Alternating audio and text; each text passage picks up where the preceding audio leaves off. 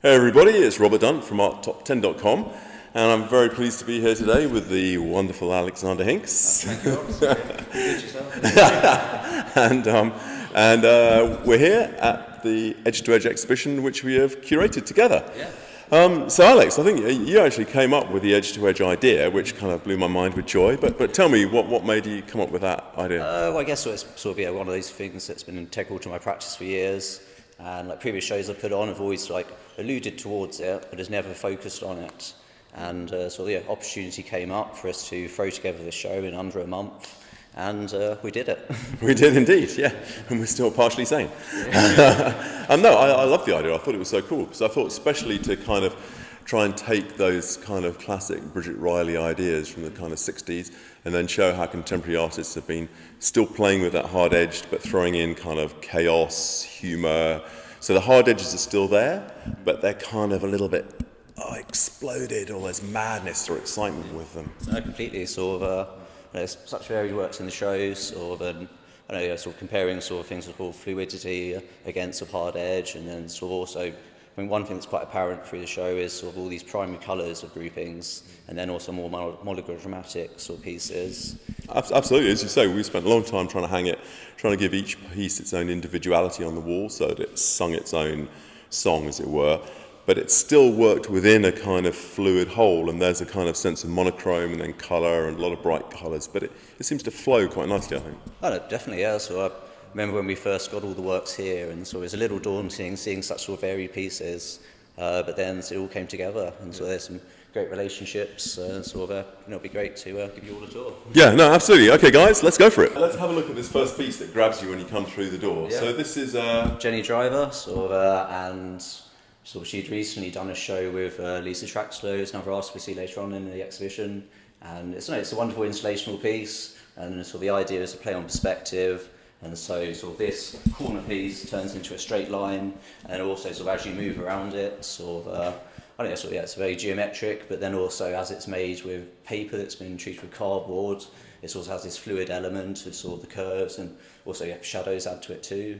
Yeah, no, it's a really cool piece. I really like it. As you say, you've got that thing where it looks like it could be coming out of the wall, and then you realise it isn't. And all these in real life, these bits, they look like they could be ribbon, but they're actually paper that's been ground with charcoal, which gives them in real life, they have quite a sort of tighter texture. And Jenny said, amusingly enough, that people start playing with these sculptures, don't they? They're moving bits around. Luckily, we've been keeping an eye on everyone so far. She seems to sort of enjoy that. There's definitely some fluidity for this piece, but then also sort of seeing them install it. They were here for hours, sort of drilling out and sort of carefully sort of using a laser measurer to get it precise. And so it's amazing sort of the endeavours that these artists go to. And she also talked about how she recycles sort of pieces of artworks, and so sort of this previously had been used in a different form and sort of that. And I like it. It's hard edged, but it's got a kind of loose, hallucinatory, drifting, waving hard edge to it. So it's a nice contemporary take on the hard edge. Definitely, yeah. As is Sam, he's been in previous shows here, but recently he did this charity auction where sort of they created a lot of small works to be set off for auction to support the NHS. This is one of the pieces that sort of was made in the build-up to that auction, and it's quite a nice sort of. The idea of sort of having sculpture within hard edge, because usually it's sort of completely dominated by paintings or the whole concept. And so it's interesting to have that here, and so something very technological against sort of a Knowles sort of a nature corner piece, and to also have two separate artist works on one plinth. Yeah, no, I really like it. I like it. I mean, the interesting thing, if you pick this up, because Sam obviously gave it to me to have a sort of pretend I was flying it around the room and stuff. But it's really heavy, but it's got these lovely crisp edges on it and that thick paint over the top of it. The finish too. The finish is nice. I like it. And Noel Genevier's piece, it's so cool, isn't it? I mean, this is kind of a really full-on bizarre hard edge, because you have got these crisp lines she's cut out around these pieces of nature.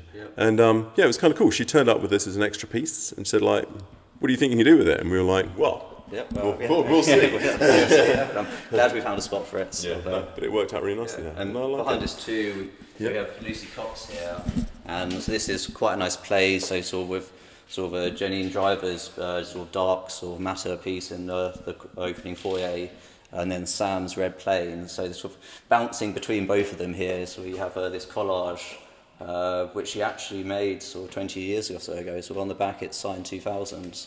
I didn't know she made a long time. I chatted with her about it a while actually at the private view, and what I really like is you got teeny tiny little things, like there's a tiny line of grey here, and she was also quite surprised about how you've got nice little like shadows. It's actually got more relief to it than you'd have thought. Yeah, definitely. Sort of the shadows here, sort of, but then also she's drawn in these tones, and so what is a real shadow, and then what is a sort of a sort of a created shadow, sort of, or and yeah, and again also here it's these curves set against hard edge, sort of.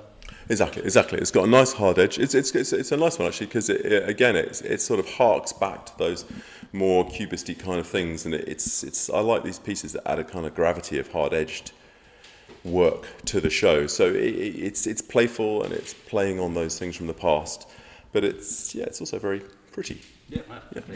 That leads us on to Vanya Bellos, and sort of here, when we were installing, we sort of only once when it was on the wall and had this raking light go across it, that you really saw sort of the detail of how he's built up these layers of sort of strips, crosses, and so it's very painterly, but then also completely hard edged, sort of. It is hard edge, and as you say, it was something that we moved it around a few different places when we were thinking where to hang, and when we hung it here, it's suddenly like, whoa, look at this thing. You've got these big, heavy chunks of paint. You've actually got a cross in the centre. You've got other hard edge lines coming across. So it's beautiful. It's hard edge, but it's got a kind of strange, trippy sort of daggers flying you into space. Oh yeah, definitely. The perspective of the daggers really draws you in. Sort of, and sort of throughout the show, there's these sort of monographic works set against sort of primary colour works, and sort of here at the end you've got Casper's, and so there's a nice relationship through, and it leads you in. Two sculptures. So this is Lisa Traxler. And this is lovely. Ideal piece for a hard edge show, and so also Absolutely. Hard edge sculpture. Yeah, so Lisa lives in the Isle of Wight, and this is slightly inspired by the sort of rocks and the formations on the Isle of Wight. I think she lives in one of the rockier sort of areas, but it also relates, I mean, you could say it relates to camouflage. So I do love the use of colours she's used, so it does have that earthy feel, but then also sort of these blues are sort of, sort of a much more sort of darker tone, sort of creating that contrast. Exactly. And I think when I was chatting to her before in the video we did just about her work, it was interesting because I think there's like an old World War bunker in her garden, and she's become slightly obsessed by this bunker. And so this piece is almost related to those things. It's almost like trying to trace the history of this bunker, or tracing history. It's almost like it's digging up a sort of substrata of historical... It's very much like sort of the camouflage sort of boats in World War II. Exactly, yeah. And of course, it's hard-edged, but kind of mad and broken up and crazy. And so, exactly what you want with these sort of spaces you can fly through as well. Well, it's great. So just sort of the outer edge is so sort of hard edge and also abstract, but then for her to cut in, and then also, and again with pools here, sort of then have peering through and the relationships between these sculptures and the works around them. Absolutely, no, it gives a beautiful relationship because you've got hard edge on hard edge on hard edge. So there's this mad and beautiful sculpture by Paul Bonamini here. Yeah. Do you want to tell me a bit about it? Well, so this was actually sort of recently exhibited in the London Group courtyard show, sort of actually across the road from here. Okay. And so sort of in that show, it was on the green lawn, blue skies behind it, sort of in a large sort of churchyard. And so it was quite overpowering then, but having it inside now, it really does command the space. Oh, I love it. I love it inside. It's kind of cool. And I actually got all sorts of really interesting comments about this. I remember one of the guys who's done the tap art thing, kind of quite a technical computer guy, was talking about how he saw it as like coding, because there's like one end of, if I can get the cameraman to follow us down here a bit, you can see there's like one section here that is open of the sculpture, and one section here that's closed. Can I encourage the cameraman to come a bit closer? So you can see this closed section here, and then you got an open section. And so what I really liked is that people read it in very different ways. So this guy saw it as like a sort of thing about coding and how you'd have open-ended and closed-ended codes. Yeah. Well, yeah, so I don't know much about coding. I once had a go, but... but yeah, no, it's really interesting how you can interpret this piece in different ways, sort of especially sort of of its metallic nature, but then also the viewpoints to each different piece around the exhibition. And so, but yeah, again, sort of having that sort of hard edge sculpture, and sort of this here is a testing that boundary too, with sort of so many curves, but then also this structure, sort of.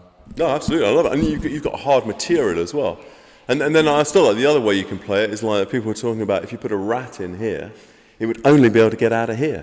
But it's just like, I think it's quite interesting. It brings up so many different responses, like sort of like that, like a weird sort of comic thing. But then I've had people who come to the exhibition, they've spent 10 minutes trying to trace it round. How does it work? How does it go? Where does it move? Is there a line? So it's funky. It's got loads of different ways to be looked at. Completely, yeah. Sort of.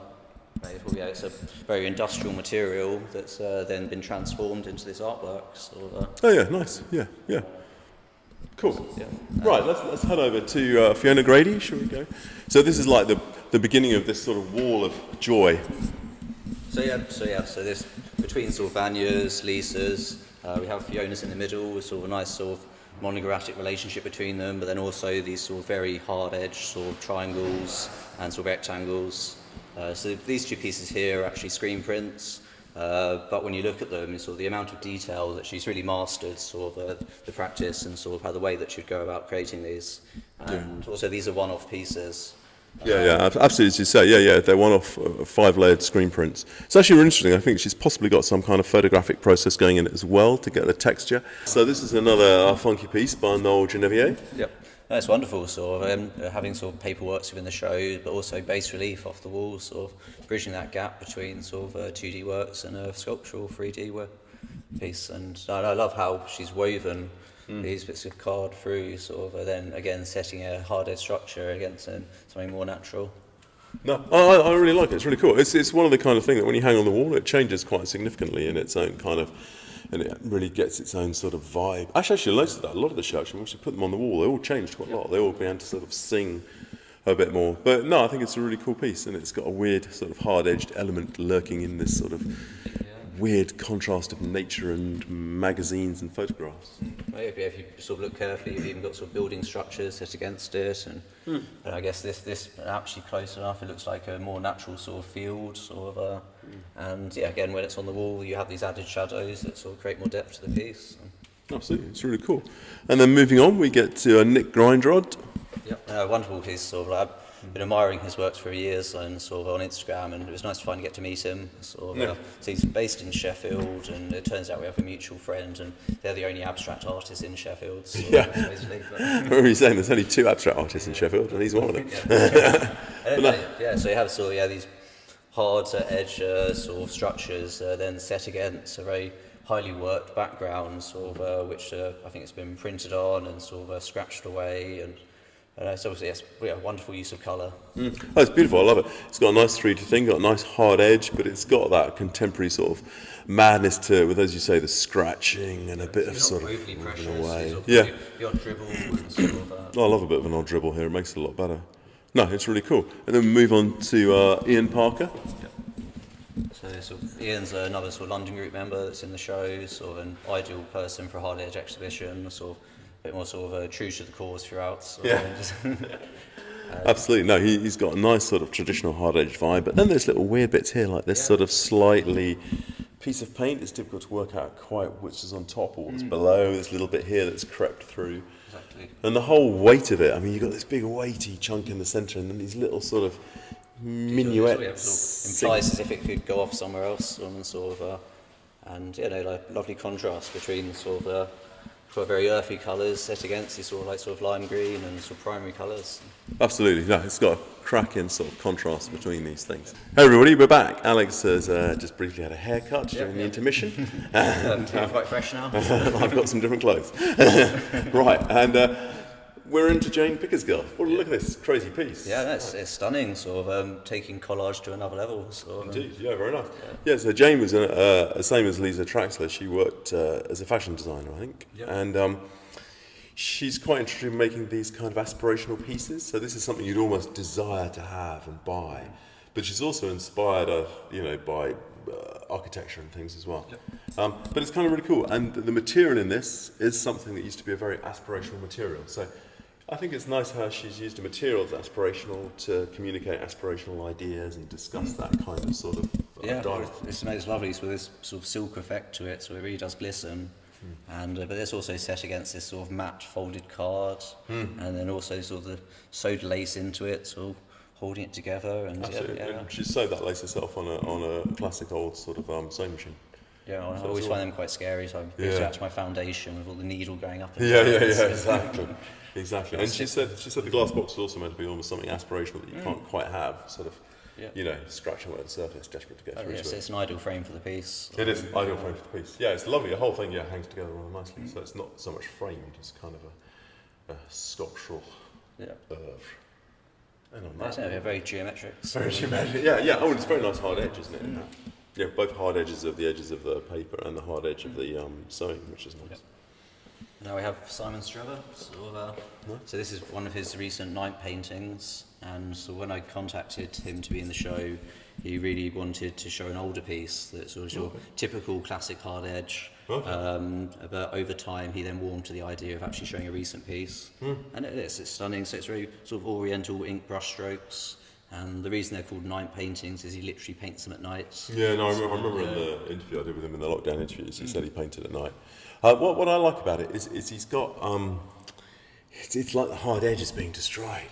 Because across the centre, it's like you had a thick, black, hard line. It was a crisp, hard edge, and then suddenly sort of water has exploded it, and it's melting and disappearing into the mist. But at the same time, it's got this pink rain pouring down on it, soothing the destruction of hard-edged work. It's wonderful. So we have subtle dribbles, and obviously the brush strokes integral to these pieces. Do you actually know how it does it? Does it do multiple brush strokes, or is it just one meditative moment?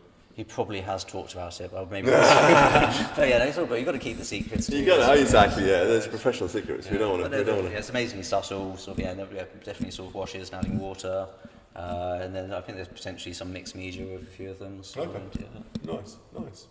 And that leads us into Almut's piece. So Almut Teberhoff. Yeah.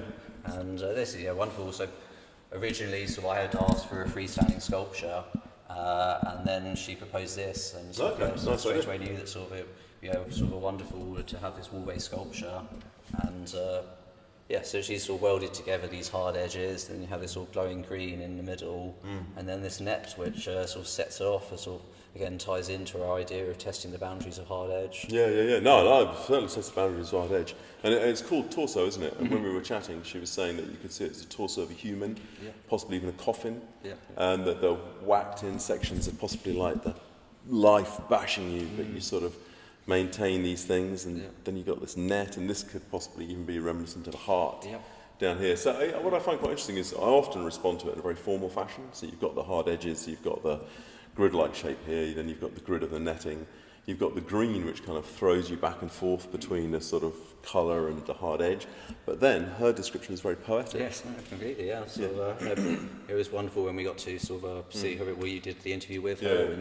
it's great to have this insight into the pieces. It's lovely, also with this here, anyone could have their own interpretations. Indeed. And Nice. It's a very strong piece. It's a brilliant piece. It's great to give it a bit of its own space in the middle of the walls. No, it's really cool. And then move on down here to another Tom Fleming. Yep. So this is our first Tom Fleming in the show. So. This is actually this is sort of he's investigating sort of colour theory here, but then he's also setting these sort of curves against sort of hard edge or block structures, and it's extremely subtle. Again, also it's done by hand, and so he's not too particular about sort of having it being completely sort of... it's not a psycho hard edge, it's a nice hard edge. It's got that human element to it, and sort of embracing the paint medium. What I find more interesting about it, the more I look at it, is the centre of it is completely blank, which is kind of bizarre. Plus, actually, this bit and this bit, it feels like these shapes are actually being rotated from my mind as you go around. It's actually far more unsettling than I think it's going to be, because you think it's just a very nice meditation on the light and the darker sections of the paint tonality, but within it there's actually quite strange elements. There's a lot going on. Again, sort of the longer you look at a piece, Yeah. sort of, Yeah, the longer, and that is, it's really nice to spend more time with him. Oh, and here we go. Here we go, He's done this. Yeah. The man himself. This is one of mine. Yes, so one of my sort of classic kind of distortion form paintings, often inspired by the band, the G's and Mary Chain. Yep. Made pretty Beach Boys kind of songs, so they had pretty backgrounds, but covered it with noise, distortion, feedback, and chaos. And in the same kind of way, my aim is to have these kind of pretty backgrounds, and then cover it with the black and white shapes, which are a visual metaphor for noise, distortion, and chaos. There's a lot going on. There's a lot going on. No, it is fully chaos, this one. And I think it's still, for me, that there's an element of sort of, I wanted to put an element of art history in it, so there's an element of cubism in the background. Yeah. The very, very background, there's two backgrounds in a way. The furthest background is more like a Bridget Riley. Then you've got like a cubist attacking it. Then you've got the black and white shapes. And then you've got some of this textural ripping. But in my earlier distortion form paintings, I had a lot of hard edges, which I painted meticulously by hand till I nearly went completely insane. But when I was doing the lockdown interviews, and I interviewed Matthew Collings and his wife, I realised that a lot of their pictures, they used masking tape. And it kind of opened it all up for me again. I thought, quite fancy a bit of masking tape. Well, it makes it much easier. It makes it much easier. And it's sort of, it's kind of, instead of, it actually sort of opens up your practice a bit, I think, sometimes, having a quicker way to do stuff. So when I'm looking at this, you're a bit like my paint, you must have had a big ball at the end of it. Sort of, I did have a huge pile of masking tape at the end of it, exactly. And then I tried to find, masking tape that wasn't... Embraced colour theory here too, sort of. Absolutely. Every single sort of... every single colour. Rainbow, no, these ones have been quite colourful. They're not... But it's also great having it set against your distorted cloud forms and so on. They're also the movement within the forms. Yeah, it gives you a different... I quite like sort of how you've sort of a bit base relief with your sort of the black paint and sort of adding that sort of extra element to the piece. Yeah. They're much more textural in real life than you'd appreciate. Yeah. Nice, which moves us along to Graham Crowley's gorgeous little piece here. They are stunning pieces, so well made. So, you can tell he's such a confident painter. So. Yeah. No, this is another one that the more time you spend with it, the more intriguing it becomes. You suddenly realise that these shapes here, almost certainly his fingerprints that he's put into it. And he's obviously masked it in some points, but he's scraped it out in other points. The tree branches. And you've got the little tree branches. But what I even found more interesting now is the other elements he's layering in. So this is made as you would make, say, like a Rembrandt thing, essentially with like a glazing technique. So he's put the paint on top and he's pulled the paint out. If you were going to, this is almost in a way like the first stage of a classic painting. You could then start glazing over it again with colours to fill it in. But it's interesting because he's referencing art history, then he's referencing light, he's referencing art history again with the hard edges, then he's got his fingerprint in it, so he's referencing the hand of the artist. Then you've almost got a fairy tale quality of the woods. So there's a lot going on in that thing. And the more time you spend with it, the more comes out of it. Yeah, but I sort of just love the way that he's made the background the foreground, and you've got this push and pull constantly going on, and also as it's sort of monochromatic, sort of it really does sort of draw the viewer in, and you have to really investigate it to sort of see what's actually happening. So I think it's a really interesting painting. Yeah. And that leads us on nicely to Simon. Yep. And so these wonderful pieces with. He's obviously used vinyl to get this sort of perfect hard edge, sort of, and so it wouldn't be possible by the human hand to do this. But it's amazing, sort of very graphic, sort of. But then, the more I look at those, there are these painty elements to them. Well, I was really interested when I spoke to him. I hadn't initially realised that it is all paint. There's nothing on here but paint. And the hard edge shapes, as you say, are made with like a vinyl stencil that he pours over. But everything here is painted, which is amazing because you've got these mad little lines in it, which are made with the paint pouring on the stencil. Beautifully matte, but then also set against these sort of resins, sort of mediums that he's mixed into the paint. And it's really interesting. So again, it's one of these pieces you could look at, and you've got to try and put it to pieces. And the white areas actually sort of put it all together and make sense. And it's interesting. Actually, that's quite interesting to say, because in a way you can look at Graham's and you can try and put it together in the sense of art history and the production value.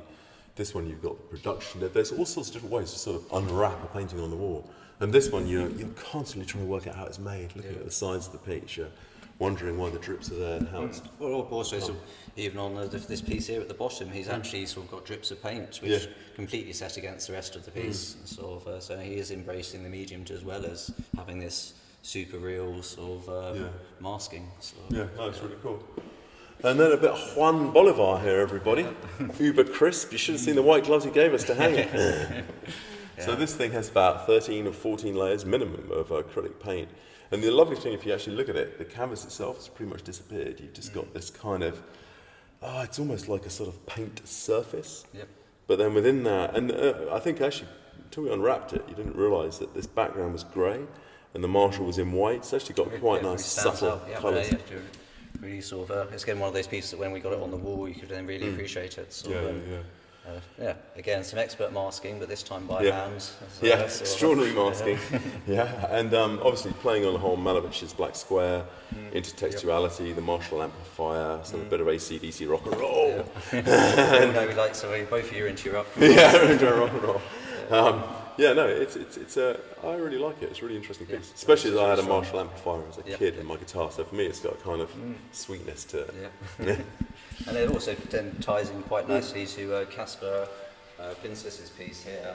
And so sort of both have these sort of black panel, but with Caspar's sort of, this is actually, if you imagine a map that's folded, and so this is 40 panels of a folded map, and the original map that he's sort of photocopied is 133 years old. So each panel has been run through a photocopier 133 times. And then sort of the process of doing that is all the ink from the photocopier builds up and makes it bas relief. And then he's carefully mounted that onto aluminium and made this sort of hard edge structure with this grid pattern. And so anyway, sort of, from anyone sort of entering the gallery, you just think it's a sort of a load of sort of black grid. And then when you get up closer with the raking light and you start to see all sort of these sort of shipping channels and countries and sort of stamps. And it's a really wonderful piece. No, it's really cool. It's lovely the way that it is, like you say. But weirdly enough, it's satisfying to look at just as all the black squares from a distance with the grid. And then you come up and you've got an extra layer of how it's actually a map that's being copied. And then you've got the bas relief, which in itself has its own sort of delicate, hard-edged experience. But no, I think it's a really nice play on the hard edge. Also, the patience to create it. So patience to create it must have been insane. What did we say? He must have done something like 5,000 separate photocopies. Do the maths. Do the maths, baby. Get your iPhone out. And then, so it's called library map. So he literally has done this in a public library. And so he better keep the librarian on his good side. Yeah, exactly. So he's been told off for using too heavy paper before. I still love how he's only told off for using too heavy, but not for using 98 packets of ink toner. His view is that as he brings his own paper, he's actually saving them money. So. I love it. And he's giving them a bit of fame. Nice, classic piece. And I quite like how the gritty of that, which is a nice organised grid of Caspar's piece, comes over to here where I've got sort of destroyed grids. So this one of mine is the same kind of thing with a pretty background and the distortion forms on the top. But in this one, it's also referencing a bit of art history with like sort of, for me, Ben Nicholson kind of shapes. So embrace the curve. So embrace the curve, exactly. There's a lot more movement with your distorted forms or black and white clouds here, so you can really see it swirling. Yeah, this one swirls on a slightly, the larger scale, less distortion forms. You've got more of a swirling feel, and you've got that kind of modernist history being you also groups the background colours more, so it has a bit more space between all these different elements. It allows it to breathe. It's got a lighter feel to it. It's also a bit like whether the music is kind of deafening or you can hear the lyric. Onto the chorus here. Yeah, exactly. And that moves us on nicely because that's got these kind of twisted angles in it, which I think moves us on nicely to Simon Willison's piece.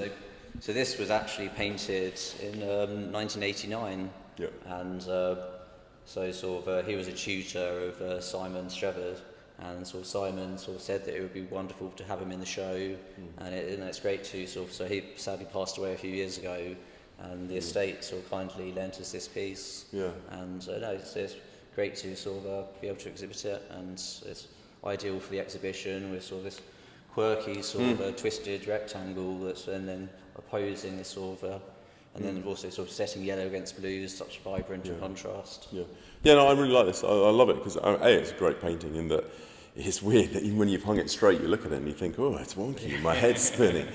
You never quite know what's happening. But beyond that, also, it's rather beautiful because it's probably the closest to a sort of simple 60s hard-edge abstraction. So it adds, it's like a gravity to the whole of this show. It sort of pins down the madness around it. Well, it's nearly 30 years old, sort of. It's sort of definitely sort of within that period when it was still very much an in thing, sort of. And sort of people here are sort of revisiting the subject matter from new viewpoints when this is completely embedded within sort of the actual movement. Exactly, it's beautiful. It's beautiful, and then we move down to this. This chaos takes us on to something else beautiful. So Alex, this is your mega piece. So this is called Beyond, and so I just was using it, I was making this in mind for another show, and then I saw when we decided at such short notice for this show on, I thought actually it'd be ideal to exhibit it. And so what I've done here is I've used an awful lot of inflorescent colours, and so then it has sort of a glow to it, and also setting that with and against matte colours. So I've created this huge range of sort of that expands from something quite sort of earthy through to something cosmic, and sort of and it was quite a variety of colours, but then also sort of there's a lot of greys and muted sort of tones. And also with this piece here, I decided that as it's sort of a painting of some cosmic, another virtual world out there, that sort of potentially our rules of physics don't apply, and so I've sort of given up on the idea of scale and sort of perspective, and so sort of these triangles in the background are potentially even bigger than ones in the foreground, and it's very subtle, and again playing with push and pull and movements.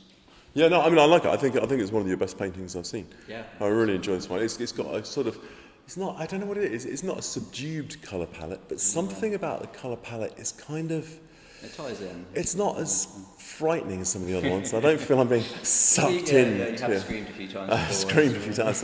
It's not quite as frightening. It's rather soothing, but also, I mean, it's weird. Like moments here, you could be looking out of a plane window and flying through the sky, and then down here, it's sort of friendly but extraordinary. And I love these bits here where you've got these hard-edged black triangles with the white sort of exploding stuff in it, but it's matching up with the rest of it. It's beautiful. It's really nice.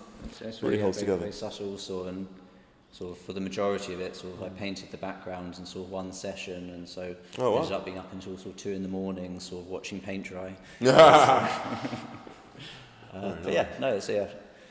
Couldn't be happier. Yeah, so it's really cool, really cool. And that leads us down onto another Graham Crowley. Yep. It's the Yellow Sheds. Actually, it's a stunning piece. I love to sort of the vibrancy, even though sort of the subject matter is very, very sort of mundane of the shed, but sort of using this sort of bright sort of lime yellow.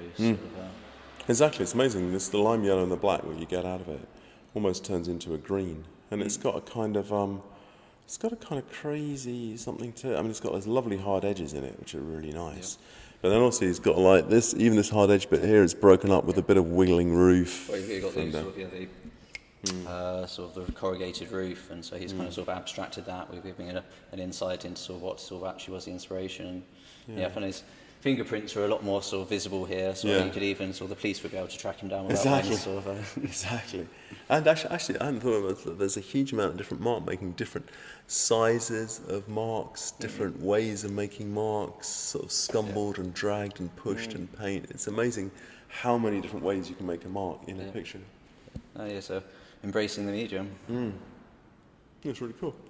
So it works quite nicely against another one by Simon Pike. Absolutely. And so again, we're having sort of more vibrant colours, and sort of got sort of here he's got sort of a few yellows, but then also setting that against this sort of pink red, and then sort of with the sort of contrast with some lime green. Yeah.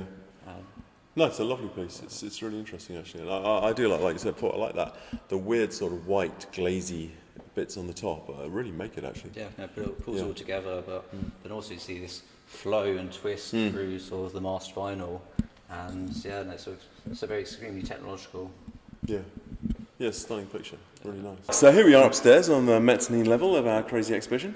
And so we've got another lovely piece here by Simon Pike, and so this would have been made with sort of the same techniques as the pieces downstairs, but there's actually some figurative elements in here, so you can see sort of like strands of hair, someone's head, a gun, and then also only today I realised that there's this kind of like rough roll of orange paint going up, so it's really interesting and sets the contrast against all these hard edges. Oh yeah, I hadn't actually noticed that rough bit of orange, but what I had realised yesterday when I was showing people around was, like you say, you've got all these faces kind of hidden in it, and I think that's one of the nice things about spending the time with the paintings. Absolutely, while you're here at the exhibition. Yep. You suddenly find more things inside them. Well, it's that you just didn't taken us a while to discover Yeah, these. yeah, well, it's lovely. It's lovely Yeah, if you're here and you suddenly see more over the time. And then this ties in quite nicely to my resin piece, which is along here. And so this is one of my earlier resin pieces, and so previously I'd built them up into layers. When here, so I was just quite happy with how the background was from the start. Yeah. And well, you compared this to a lump of meat before. Yeah, it does remind me rather beautifully of a wonderful piece of ribeye steak that I just want to cook, very rare. The same again. but it's really cool. I love it the way that you've got like this background of kind of crazy space, and you feel these forms are emerging from that space into the world in that sort of mystical fashion. Again, so yeah, like my paintings, it's this hard edge structure set against fluidity, and so yeah, this was kind of came about from me prepping for the model maquette show, and yeah, no, it's a very interesting piece. And also then this sort of ties in quite nicely then to Fiona Grady's screen print here, and so again we have these sort of hard edge triangles, and then also a nice colour connection between these three pieces. Yeah, it's beautiful. I love these screen prints because you really get a sense of light on them and the light changing and the way the blue. I love it that down here. There's a little bit here where the blue's layered over the red, and you get a kind of darker, more sea-like blue. Just building up those layers. Yeah, so it relates actually rather nicely, I think, to her practice of putting those coloured things on windows and the light coming through, but in a print form. So it's really cool. But then also sort of having these sort of two primary colours, it sort of creates so much contrast. Sort of. People don't usually use sort of blues and reds together, but it's an extremely vibrant piece. It's brilliant. And so we got a funky piece by Tom Fleming here, haven't we? Yeah, no, it's amazing. So when he sent me the image, so I just thought it was folded paper because you could just about make out sort of the shadows. But then when actually sort of it was delivered, you see that it's actually built up layers that have been carefully cut, and there's a gradient. And it's wonderful seeing it from the side with sort of all these edges. And I hadn't realised that. So what? So it's not. So is it folded or is it actually? It's not folded. So he's built up layers. Like, it's carefully stuck together. He's built them up into like a collage. There was a small girl here wandering around yesterday. Said it looked like a staircase. I thought that's quite interesting. Well, one thing it reminds me of is sort of they had some work done a few years ago at the Royal Academy where they pulled off took the walls apart, and then you could see every colour from each show over the last decade. Oh, really? And so quite like this effect. So, that's really cool. So it's like a historical delving. Yeah, I got myself a piece to keep. So. I like it. And then Ian Parker. Nice bright piece. Very vibrant, but he also has this text here saying other, and he's also used mixed media, so you have this tape going across. And in particular, you got this really glossy. The side of it is really weirdly resiny glossy. Yeah, it's quite a strange thing. Sort of edged paint. So he's embracing the medium. I like it because it's hard edged, but it's got a full-on different, more contemporary effect on it with the text and the strange way this bit of material here is quite intriguing. It's definitely other. And so so it's got these two quite warm works, and then the next two are quite cool.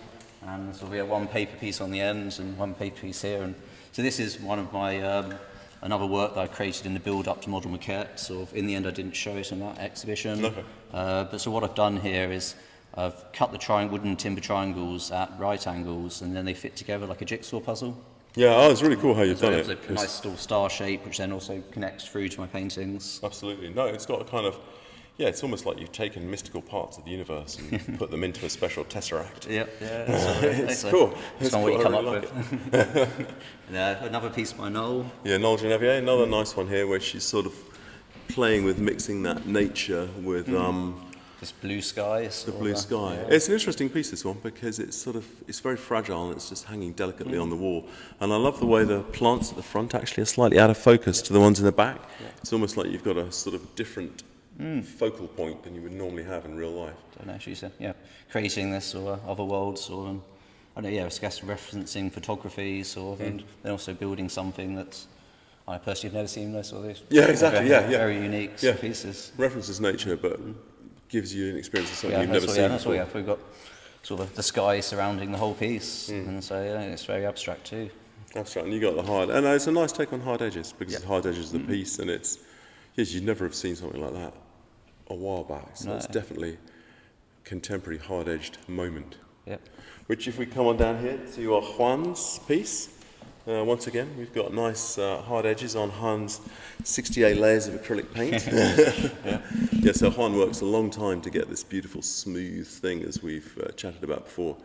And this one, I think, it is playing with Malovich, isn't it? It is, yes. So Malovich has these figures, but obviously Juan's made this figure a bit more ghetto with his chain and bandana, very playful. All of his works do have that sort of hint of humour, also amazingly well produced, and so he's got his techniques down to a T. Fine art. Yeah, no, he's got a beautiful technique on that.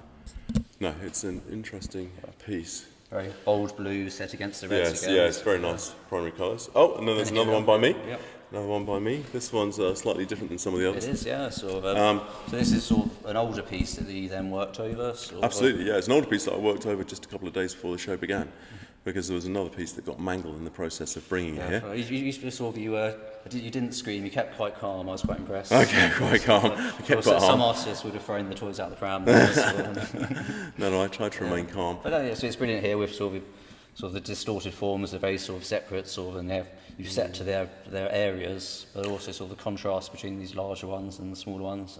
Yeah, no, I mean, it's interesting because the other ones downstairs, the distortion forms go over the lines, and I was chatting to Juan at the private view, and Juan, I think, obviously he's got quite a tight, controlled painting style. He was kind of horrified when the distortion forms went over a line, and so he's like, I much prefer this one. They're in a more kind of controlled zones. I'm happier with them. It's got more of a feeling of Jonathan Lasker, so I was intrigued. It was a language that, you could discuss. I definitely are. I like the subtle use of tones here as well. It's a much more reduced colour palette. And they're also much more earthier colours. Usual, much more primary than usual. Yeah, less primary. Intriguing. And that leads us on nicely to Tom Fleming. Yep. So it's this final piece, and so here with all of his works, or with the paintings, majority of the artists here have used masking tape at some point in the process of creating, when he's actually painted these by hand, and so it's quite nice to have that looseness.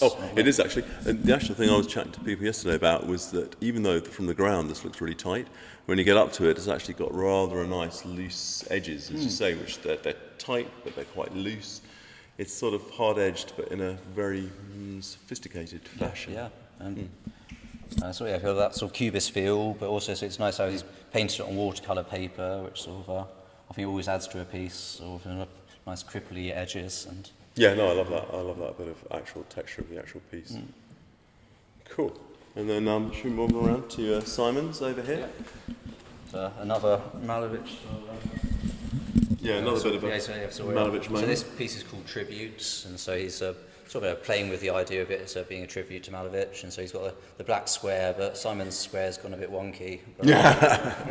Simon's square's gone wrong. And I think also the other thing that disrupts that Malovich kind of feel is this kind of itchy Hessian-like thing. Yeah, but now I think it really makes the piece. It does. Because Malovich would want that crisp, nice, satisfactory finish, but this just makes you a bit like, I don't like that black square on that. I wouldn't wear it. Exactly.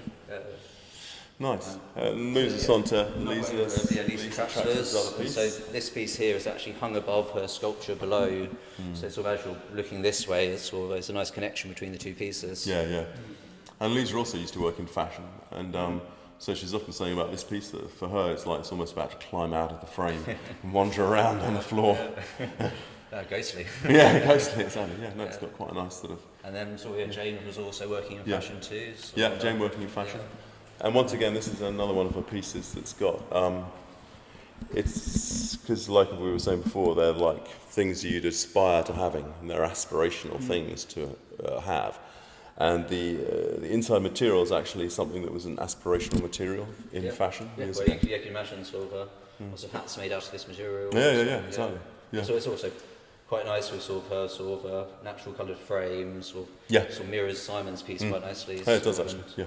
Also have the background of some sort of expensive cards. It's intriguing actually, because she's also inspired by architectural things, and the card. Like the New Tate Modern. Exactly. No, she is inspired by parts of the New Tate Modern for some of these works, and the card is also meant to be something that's quite cheap, but over time that cheap thing becomes an aspirational thing to have.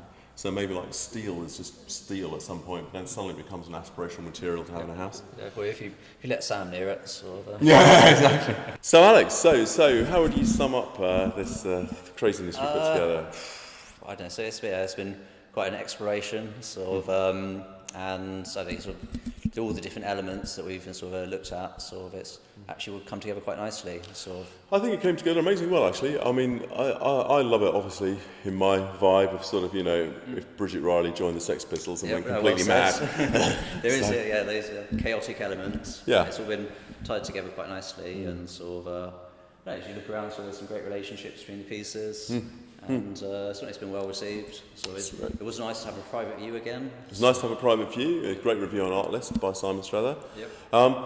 I think it's really interesting in that, you know, the whole thing was contemporary view on hard-edged painting. And all the people I spoke to, I had a lot of chats about language with people. And strangely enough, hard edge, even though it's something that's kind of, you know, why have you got a hard edge in the painting? You've got a weird paintbrush, you've got gloopy paint. It seems a stupid thing to have in a painting in a way. Yep. And yet, for some reason, it seems to allow people a way in to understand paintings. Because it's almost like all of us can appreciate the fact that the artist has tried to make a hard edge or has made a hard edge, or there's something in any painting with a hard edge where you think, oh, it's not a straight line, I understand that. And I was interested that language, in a way, is quite universal. Yep. And everybody can come in and see something with a straight line and say, oh, I understand it's a straight line. And they're but also it's been sort made. of setting the straight line against the curve accentuates the straight line. Exactly, So, and, exactly, yeah. So it's a lovely sort of simple contrast and a simple entry point. Because I've become very interested talking to people here about how you enter into painting and how you look at it, and how that straight line is a sort of nice entry point. Both of us are painters. Yes. But the way that we've sort of embraced this exhibition is covered everything from sculpture, video, collage. Yeah, as you said, yeah. So we've tried to incorporate hard edges throughout all the sort of. So whenever you consider sort of hard edge, it usually is connected to painting. It is very much so. Yeah. So that's a very good point, actually. Yeah. No, I've loved it. I found it really interesting. I think it's a really cool show, and yeah. Certainly vibrant. Sort of set against these monochromatic elements. And, yeah, exactly as you say. Yeah, if you go around, there's that sense of the exhibition flowing from monochrome to colour, back to monochrome, back to colour, and there's hopefully a fluidity in that. No, it's really cool, and I've learned a lot while I've been here. Yeah, enjoyed. It's always nice meeting people and sort of getting you their own viewpoints. Yeah, exactly. No, so it's cool. So let's hope there's more exhibitions in the pipeline.